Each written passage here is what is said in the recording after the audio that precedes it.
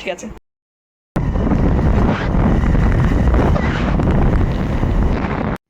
Hey guys, welcome back to my channel Krishna Dattapan. আশা করছি অনেক ভালো আছো। আমি ভীষণ ভালো আছি। তো দেখতেই পাচ্ছ আমি সকাল সকাল চলে গেছি রান্নাঘরে। তো রান্না করবো হচ্ছে ইলিশ মাছ। তো অলরেডি আমার সমস্ত কাজ মানে কমপ্লিট হয়ে গেছে। তারপর রান্নাঘরে রান্না করতে চলে এসেছি। তো রান্না করবো আছে ইলিশ মাছ দিয়ে আলু দিয়ে কচু দিয়ে ঝোল জাস্ট। তো গাইস দেখো, এত বড় কচু আমি কোনোদিনও দেখিনি, এই ফার্স্ট টাইম দেখলাম। তো একজন দিয়েছে আমার শ্বশুরমশাইকে। তো যাই হোক, ওই কচুটা দিয়ে আজকে রান্না করবো ইলিশ মাছ। অলরেডি একটা কাটা হয়ে গেছে, তো রান্নাটা করে নিই। তো গাইস দেখো, আজকে রিয়ার প্রচন্ড পরিমাণে মুড অফ আছে, কারণ ও বাড়ি যাবে আজকে রাখি পূর্ণিমার দিন। তো ওর হাতে আজকে একটু চাল খাবো, তো চা বানাচ্ছে রিয়া। তো আমার তরফ থেকে সকলকে জানাই শুভ রাখি পূর্ণিমা, অনেক অনেক শুভেচ্ছা ভালোবাসা। তো দেখো, আমার মাম্মাম স্কুল ড্রেস পরে নিয়েছে, মাম্মাম এখন যাবে হচ্ছে স্কুলে। তো মাম্মামকে রেডি করে দিয়েছি, তারপর হচ্ছে আমি চলে যাবো হচ্ছে ওই বাড়িতে, আমার বাপের বাড়িতে। তো যেহেতু আজকে হচ্ছে স্কুল ছুটি নেই মাম্মামের, তো ভাবলাম যে ওই স্কুল থেকে ঘুরে আসুক, কারণ বিকেলে আবার টিউশনিটা বন্ধ আছে আজকে। তো গাইস মামামকে রেডি করিয়ে দিচ্ছি। দেখো, মামাম হচ্ছে বায়না করছে যাতে করে আমি ওর সাথে যাই। তো যেহেতু আমি ওর বাড়িতে যাবো আজকে, ওর বাড়িতে আজকে রান্না বান্না করতে হবে আমাকে। তো তার জন্য আমি আর যাচ্ছি না, ওর বাবার আজকে অফিস ছুটি আছে, তো পাপাই নিয়ে যাবে। তো গাইস কাল থেকে মামামের হচ্ছে এক্সাম শুরু। তো জানি না কি করবে না করবে। তো দেখো, আমাদের বাড়িতে উঠানে মানে হচ্ছে প্রচণ্ড পরিমাণে কাদা হয়ে গেছে বৃষ্টি হয়ে।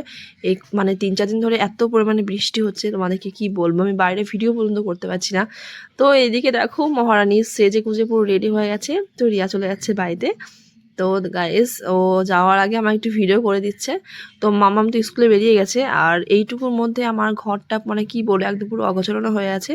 তো যার কারণে আমি ঠিকমতো ভিডিও করতে পারছিলাম না। তো চলো, সব কিছু গুছিয়ে গেছে নিয়ে তারপর হচ্ছে আমি এইভাবেই চলে যাব, রান্না বান্না করে তারপর বাড়ি এসে স্নান টান করে তারপর মাম্মামকে নিয়ে যাব। আর তোমাদেরকে দেখো কেমন দেখাচ্ছে আমি, যে এইসব ঘর গোছাতে গিয়ে আমি মাথা ঘুরে পড়ে যাব গরমে, এরকম মনে হচ্ছে। তো আজকে প্রচণ্ড পরিমাণে গরম পড়ছে।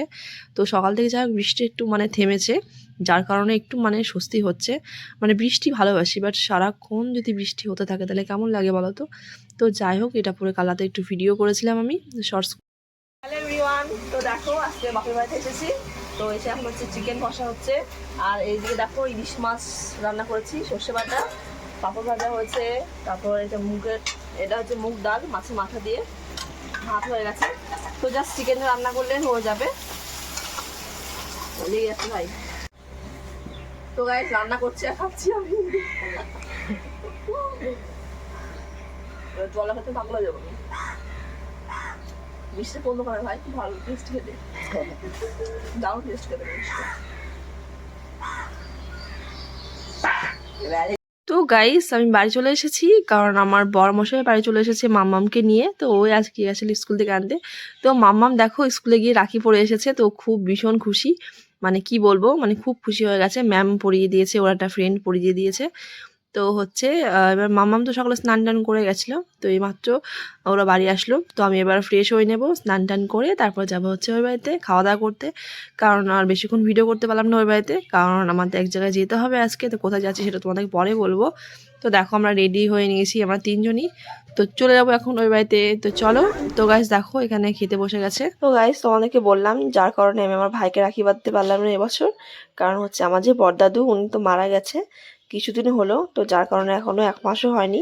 তো সেই জন্য যেটা কাল ওষুধ হয়ে থাকে আমাদের, মানে যেগুলো আর কি নিয়ম আর কি। তো সেই কারণে হচ্ছে আমি রাখি বাঁধতে পারলাম না ভাইকে। তো যাই হোক, আজকে অনেক তাড়াতাড়ি বেরিয়ে পড়েছিলাম বাড়ি থেকে। তো কোনো দিনও দিনের বেলাতে হচ্ছে ননদের বাড়িতে যাওয়া হয় না, মেজদির বাড়িতে। তো আজকে যেহেতু বড় অফিস ছুটি আছে, মামামের টিউশনি বন্ধ আজকে, তো যার কারণে আমরা একটু তাড়াতাড়ি বেরিয়েছিলাম। তো ভাবলাম যে একটু কলেজটা দেখে আসবো, এটা শিকরা কলেজ। তো ওখান থেকে আমার মাম্মাম রাখি নিয়েছে। তো দেখো আমার ননদের সামনে দাঁড়িয়েছিল ননদের ভাসুর, যার কারণে উনি মাথায় ঘোমটা দিয়ে বউ হয়ে গেছে। তো গাইজ কিছুক্ষণের মধ্যে সন্ধ্যা হয়ে গেল, আর এসে গেছে ফুচকা।